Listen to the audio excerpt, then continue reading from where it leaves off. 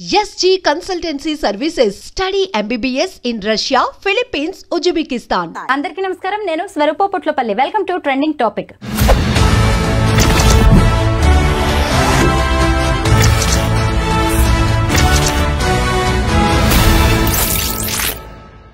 కొంతమంది యువతులు పడుపు వృత్తిలోకి పొట్ట కూటి కోసం దిగుతున్నారు.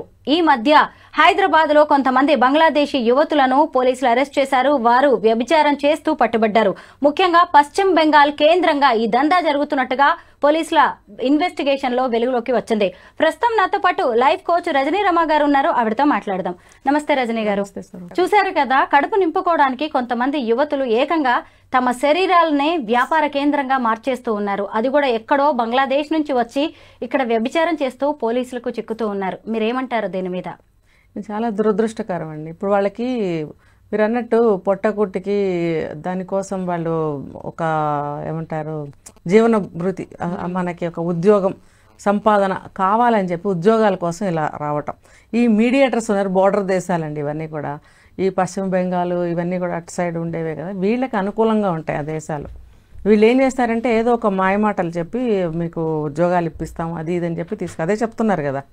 తీసుకొస్తే వాళ్ళు పాపం ఇక్కడ మనకు కూడా చూడండి, అస్సాం నుంచి చాలా మంది వచ్చి నేపాల్ వాళ్ళు, అస్సాం వాళ్ళు జాబ్స్ చేస్తుంటారు. చాలా మంది రెస్టారెంట్స్ లో, హోటల్స్ లో కనిపిస్తుంది. చాలా అన్ని చోట్ల వాళ్లే ఉంటున్నారు. నూడిల్స్ అని అవన్నీ అలాంటి ఫాస్ట్ ఫుడ్స్ తయారు చేస్తుంటారు. ఇప్పుడు ఈ బంగ్లాదేశ్ కూడా వీళ్ళకి ఇటు బార్డర్ దేశాలు కాబట్టి వీళ్ళకి అనుకూలం. వాళ్ళకి ఏవో ఒకటి మాయమాటలు చెప్పి ఉద్యోగాలు ఇప్పిస్తామని చెప్పి ఇటు తీసుకురావటం. అది వీళ్ళు కమిషన్లు తీసుకొని డబ్బులు ఇంతకి మేము ఇట్లా ఉద్యోగాలు ఇప్పిస్తాం. వీళ్ళు ఇలాంటివి చాలా చూస్తున్నామండి. నేను చాలా మందిని అడుగుతాను కూడా, మీరు ఎలా వస్తున్నారు ఇక్కడికి? అస్సాం వాళ్ళని ఎక్కువ అడుగుతా. చాలా దూరం కదా అస్సాము, మీరు ఇక్కడ తెలుగు రాష్ట్రాలకు వచ్చి ఎందుకు మీరు జాబులు చేస్తున్నారు అని అంటే, నాకు తెలిసింది వీళ్ళకి ఒక లీడర్ ఉంటాడు, అతను మనుషులందరినీ పిలిపించడము. వీళ్ళకి ఒక గ్రూప్ ఉంటారు చూడండి, 20-30 మంది ఉంటారు. వాళ్ళందరినీ ఒక దగ్గర వర్క్కి పెడుతుంటాడు. అబ్బాయిల్ని నేను ఎక్కువ అడిగాను. అమ్మాయిల్ని అడిగితే కూడా నవ్వి ఊరుకుంటారు. క్యా కరేంగే జాబ్ కే లియే ఫిర్ ఖానా కే లియే అంటుంటారు. అంటే నాకు అర్థమైంది పాప అక్కడ ఉద్యోగాలు లేవేమో వాళ్ళకి. లేక ఎట్లయినా సంపాదించాలి, వాళ్ళ కుటుంబాన్ని పోషించడం కోసమైనా కానీ, వీళ్ళ కోసం వీళ్ళకైనా కావాలి కదా, వీళ్ళ బ్రతుకు తెరువు కోసం కానీ సంపాదించుకోవడం కోసం ఇలా వస్తున్నారనేది నాకు అర్థమైంది. ఇప్పుడు ఈ న్యూస్ చూస్తుంటే ఇది కరెక్ట్ అనిపిస్తుంది. ఏమైనా సరే వీళ్ళకి ముందు తెలియదండి, జాబ్స్ ఇప్పిస్తామనే చెప్తారు. ఇప్పుడు మనకి ఇక్కడి నుంచి కువైట్ వెళ్తుంటారు. మీరు గమనించారంటే వాళ్ళ కాళ్ళకి చెప్పులు కూడా ఉండవు. వీళ్ళని ఇమిగ్రేషన్ డిపార్ట్మెంట్లో, ఎయిర్పోర్ట్స్లో అక్కడ కూడా చెప్పల పార్టీ అంటుంటారు. వీళ్ళకి ఈవెన్ ఒక సూట్ కేస్ బ్యాగ్స్ కూడా ఉండవు. ఏదో ఒక చేతి సంచుల్లో, తర్వాత గుడ్డల్లో మూటలు కట్టుకొని వీళ్ళ సామాన్ని, చెప్పులు కూడా లేకుండా బ్రతుకు తెరువు కోసం వెళ్తుంటారు. ఊళ్ళల్లో వీళ్ళ ఫ్యామిలీస్ చాలా అవస్థలు పడుతుంటారు. వీళ్ళు వెళ్ళి అక్కడ జాబ్స్లో సెట్ అయ్యి ఆ డబ్బు సంపాదించి వీళ్ళకి పంపినప్పుడే వీళ్ళకి ఇక్కడ నడుస్తుంది అనమాట. అటువంటి కుటుంబాలున్నాయి. ఇప్పుడు చూస్తుంటే ఇప్పుడు వీళ్ళు కూడా బంగ్లాదేశ్ నుంచి ఆ రకంగానే వస్తున్నారా అని అనిపిస్తుంది. ఏమైనా సరే ప్రభుత్వం వీళ్ళ మీద ఒక నిఘా పెట్టి అసలు వీళ్ళు ఎందుకు వస్తున్నారు, ఈ బ్రతుకు తెరువు కోసమే అయితే ఇంకెక్కడైనా చేసుకోవచ్చు, ఇంత దూరం ఇక్కడికి రావటం ఎందుకు అనేది వీళ్ళు కూడా కొంచెం కాన్సన్ట్రేట్ చేస్తే బాగుంటుంది. తర్వాత ఈ అమ్మాయిలు కొంతమంది వచ్చారు, ఏం చేస్తున్నారు అనేది కొన్నాళ్ళకైనా వాళ్ళకి తెలుస్తుంది. తెలిసినప్పుడు అక్కడి నుంచి అమ్మాయిలు రావటం అనేది స్టాప్ అవ్వాలి. ఇంక కంటిన్యూగా వస్తున్నారు అని అంటే చూడండి, ఇక్కడ కొంతమంది మసాజ్ సెంటర్స్లో పనిచేస్తున్నారంట. మసాజ్ సెంటర్స్లో కూడా వీళ్ళని ఒక టైప్ ఆఫ్ వ్యభిచారానికే వాడుతున్నారు. ఈ అమ్మాయిల్ని జెంట్స్కి మసాజ్ చేయటం మనం విన్నాం, ఇలాంటివి చాలా చదివాము, విన్నాం కూడా. జెంట్స్కి మసాజ్ పేరుతో వాళ్ళకి సాటిస్ఫై చేయాలి. ఒక్కొక్కసారి అయితే వాళ్ళకి సెక్సువల్గా వాళ్ళని కమిట్ కూడా చేస్తారంట. ఎందుకు నువ్వు అవ్వాలి కమిట్, వర్క్ చూసుకొని వచ్చేయచ్చు కదా అని అంటే వాళ్ళు ఆ రకంగా మసాజులు చేయమంటారు, మమ్మల్ని టెంప్ట్ చేస్తారు, తర్వాత లొంగ తీసుకుంటారు. రీజన్స్ 2-3 చెప్పారు వాళ్ళు. అంటే వాళ్ళు అలా చేసినప్పుడు వీళ్ళకి కూడా లొంగిపోక తప్పదు, ఒక ఏజ్ అనేది ఉంటుంది కదా వాళ్ళకి కూడా. సో వాళ్ళు కూడా లొంగక తప్పదు అని చెప్పి వాళ్ళు కూడా చెప్తున్నారు. ఇది ఏమైనా సరే అమ్మాయిల్ని ఒక ఆట వస్తువుల్లాగా, ఒక బొమ్మల్లాగా, ఒక అవసరానికి ఉపయోగపడే ఒక మెషిన్ లాగా వాడటం అనేది చాలా చాలా అగౌరవప్రదం. ఇది ఆడవాళ్ళని చాలా ఏమంటారు దిగజార్చడం అనమాట. ఈ వీళ్ళు అమ్మాయిలు కూడా ఎక్కడికి పడితే అక్కడికి వచ్చేసేయడం, జాబుల పేరుతో జాయిన్ అయిపోవడం, తర్వాత దాని వెనక ఎటు దారి తీస్తుందో. ఇప్పుడు ప్రస్తుతం ఉద్యోగంలో పెడతారు, తర్వాత వీళ్ళని ఇంకొక వైపుకు పంపించే ఇది కూడా ఉందని విన్నా నేను. అంటే ఫస్ట్ నమ్మించడం, జాబ్స్లో పెట్టడం, తర్వాత వాళ్ళని ఇంకో విధంగా వాడటం, కొంతమందిని డైరెక్ట్గానే ఆ వ్యభిచార వృత్తిలోకి దించడం. వీళ్ళు తెలుసుకోవాలి మా జీవితాలు ఇలా అవుతున్నాయని చెప్పి ఇంకా రాబోయే వాళ్ళు ఎవరన్నా ఉంటే వాళ్ళు ఆగిపోవాలి. వచ్చిన వాళ్ళు జాగ్రత్తగా అందులోంచి బయటపడి ఇంకొక ఉపాధి ఏదన్నా చూసుకుంటే బాగుంటుంది. నిజమే. ఇప్పుడు ఈ బంగ్లాదేశ్ అమ్మాయిలు పట్టుబడ్డారు కదా వ్యభిచారం చేస్తూ, ఆ అమ్మాయిల్ని తీసుకొచ్చింది కూడా మీరు చెప్పినట్టుగానే బ్రోకర్సే. ఈ రాహుల్ అనే వ్యక్తి తీసుకొస్తున్నాడు. ఇటు అమ్మాయిల్ని తీసుకొచ్చేనేమో ఇలా వ్యభిచార గృహాలకి, మసాజ్ సెంటర్స్ కి, బార్ అండ్ రెస్టారెంట్స్ లో ఇలా పనులకు పెట్టేస్తున్నారు. మగ పిల్లలనేమో ఇంకొక రకంగా వాళ్ళని వాడేస్తున్నారు. వాళ్ళు కూడా తెలియకుండానే క్రిమినల్స్ గా మారిపోతున్నారు, అసాంఘిక కార్యకలాపాలకి పాల్పడుతూ ఉన్నారు. ఇలాగా మన దేశంలోకి బంగ్లాదేశ్ నుంచి అక్రమ రవాణా అనేది మనుషులది జరుగుతూ ఉంది. కొద్ది రోజులకి పోలీసులు ఎక్కడో ఏవో చేసినప్పుడు వాళ్ళకి కనీసం ఆధార్ కార్డులు ఉండవు, ఎలాంటి ఐడి ప్రూఫ్స్ ఉండవు. ఇలా నేరాలు చేస్తూ పట్టుబడుతూ ఉన్నారు. ముఖ్యంగా మనం ఆడపిల్లల భద్రత గురించి అయితే మాట్లాడుకోవాలి. ఎక్కడి నుంచి వచ్చిన వాళ్ళు అయినా సరే ఇప్పుడు ఇక్కడ క్రిమినల్స్ గా ముద్రపడ్డారు కదా. తల్లిదండ్రులేమో వాళ్ళు ఎక్కడో ఏదో పనులు చేసుకుంటున్నారు అనుకుంటారు, వీళ్ళేమో ఇక్కడ ప్రాస్టిట్యూట్స్ గా మారిపోయి సెక్స్ వర్కర్స్ గా చేస్తూ ఉండడం. దీన్ని ఎలా చూడాలి అంటే దీన్ని అడ్డుకట్ట వేయాల్సిన అవసరం చాలా ఉంది కదా. ఉంది అంటే ప్రభుత్వాలు యాక్షన్ తీసుకోవాలి. ఇదంతా వాళ్ళదే కదా బాధ్యత అనేది. ఇది ఎవరు మన కంట్రీ, ఇప్పుడు కొన్ని కంట్రీస్ ఎంత స్ట్రిక్ట్ రూల్స్ పెట్టుకుంటాయి చూడండి. వాళ్ళు ఎందుకు వస్తున్నారు, వస్తే ఎంతకాలం ఉంటున్నారు, ఇంతకాలం తర్వాత ఉండకూడదు అనే రూల్స్ పెట్టుకున్నప్పుడు మనం కూడా కొన్ని రూల్స్ పెట్టుకోవాలా వద్దా?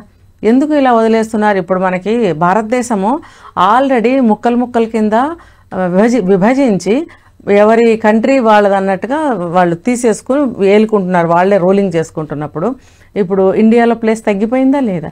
తగ్గిపోయినప్పుడు ఇప్పుడు ప్రస్తుతం ఉన్న పరిస్థితులు ఎక్కడెక్కడి నుంచో ఇలా వచ్చేసి మళ్ళీ ఇక్కడే డంప్ అయిపోతుంటే ఇక్కడ భూమి సరిపోదు, ఇక్కడ ఎంతమందికని సెక్యూరిటీ ప్రొటెక్షన్ ఇస్తుంది గవర్నమెంట్ కూడా అంటే నేను ఇది కూడా చెప్తా. మరి ఎన్ని విషయాల మీద కాన్సన్ట్రేషన్ పెట్టగలుగుతారు అని కూడా ఆలోచించాలి. అయినప్పటికీ కూడా దేశ రక్షణ కోసం గవర్నమెంట్ కొన్ని యాక్షన్స్ అయితే తీసుకోవాలి. వీళ్ళకి వచ్చిన వాళ్ళకి రక్షణ కల్పించాలి. వీళ్ళు చెడ్డ పేరు మన దేశానికి కూడా రాకూడదు, మన గవర్నమెంట్కి కూడా రాకూడదు. కాబట్టి వచ్చిన వాళ్ళు న్యాయబద్ధంగా ఏదైనా ఒక వర్క్ చేసుకుంటున్నారా లేదా అనేది ఒకటి నిఘా పెట్టాలి. సెకండ్ ఏంటంటే అసలు ఇలాంటి వాళ్ళని రానివ్వకూడదు అసలు. ఫస్ట్ ఆఫ్ ఆల్ సెకండరీ వస్తే మాత్రం రక్షణ కల్పించాలి. తర్వాత వాళ్ళు ఏం వర్క్ చేస్తున్నారు. ఇప్పుడు మీరు ఇందాక అన్నారు క్రిమినల్స్గా మారిపోతున్నారని. మరి ఇన్ని క్రైమ్స్ ఎందుకు జరుగుతున్నాయి? ఎవరన్నా చంపాలి అని అంటే సుపారీ అంట.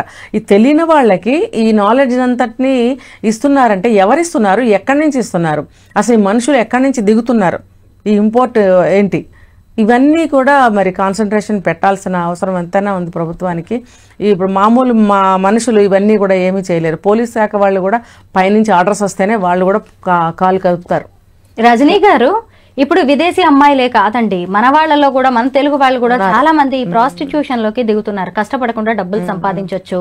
కొంతమంది అయితే హోమ్ మేకర్స్ కూడా, ఇంట్లో ఉండే గృహిణులు కూడా భర్తల ఆఫీస్కి వెళ్ళగానే ఇలాంటివి మొదలు పెడుతున్నట్టు కూడా ఈ మధ్య కొన్ని యాప్స్ కూడా వచ్చాయి వాటికి సంబంధించి. ఇలాంటి వాటిని కూడా మనం ఎలా చూడాలి? ఇంకా కొంతమంది అయితే లేడీస్ ఇంట్లో కూర్చొని న్యూడ్ వీడియోస్, మనం గతంలో ఒక తిరుపతి వ్యక్తి ఫ్యామిలీ గురించి కూడా మనం మాట్లాడుకున్నాం.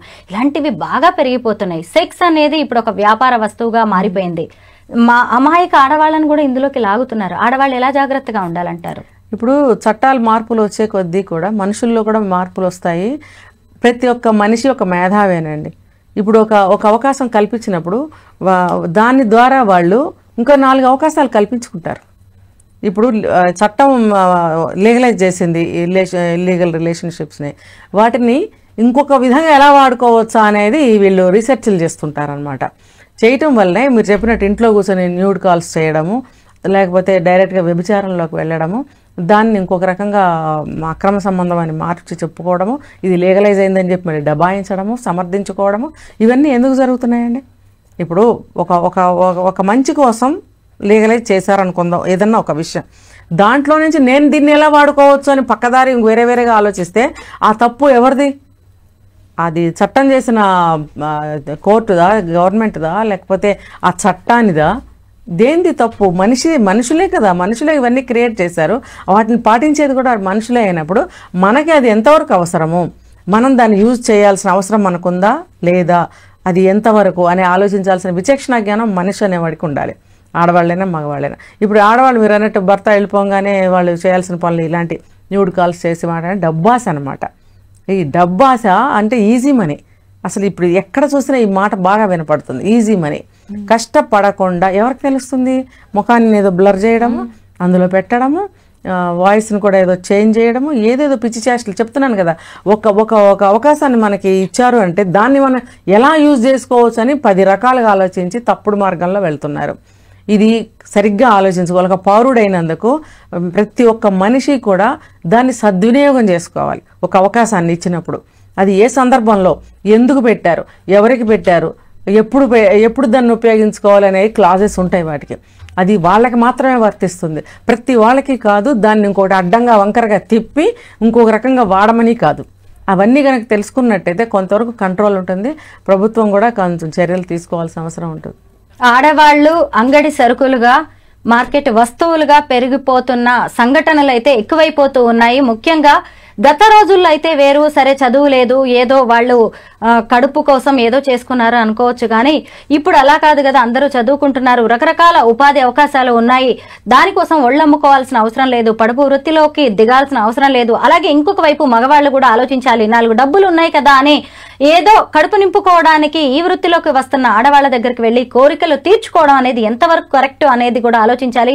ఎప్పుడో ఒకసారి పోలీసులు రైడ్స్ చేసినప్పుడు ఇటు ఆడవాళ్లతో పాటు ఇలాగా వీటులు అంటూ వచ్చిన మగవాళ్ళను కూడా అరెస్ట్ చేస్తున్నారు. అప్పుడు మీ కుటుంబ ప్రతిష్ట ఏంటి, మీరు ఏమైపోతారనేది కూడా ఆలోచించుకోవాలి. Thank you so much Rajani గారు.